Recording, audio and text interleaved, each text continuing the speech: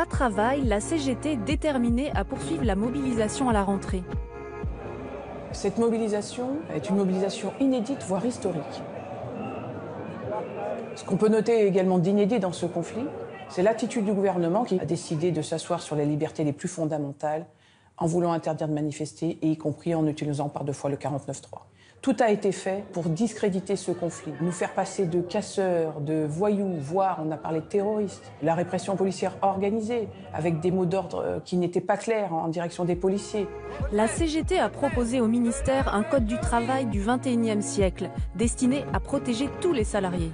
Comment plus les protéger? C'est faire en sorte que la loi prime sur l'accord de branche et sur l'accord d'entreprise et faire en sorte donc qu'il ne puisse pas y avoir des accords négociés qui créent de la mise en concurrence des salariés et donc finalement du dumping social. Parmi les propositions, la CGT considère que le CDI doit rester la norme et donc que les entreprises doivent être taxées si elles utilisent des CDD. Et en effet, la CGT pense qu'il faut garantir le paiement des heures supplémentaires à 25% obligatoirement, sinon les entreprises d'un même secteur professionnel dans une même région vont baisser la rémunération des heures supplémentaires pour pouvoir obtenir les marchés.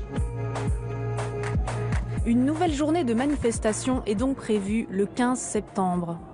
Cette loi est aussi jugée illégale par l'Organisation internationale du travail et par l'Organisation des Nations unies qui considère que cette loi va accentuer la précarité, ne créera aucun emploi et va remettre en cause le principe du dialogue social et de la négociation. Plus jamais, il faut lutter. Rendez-vous à la rentrée, il faut absolument qu'on continue à s'opposer à la loi et à sa mise en place.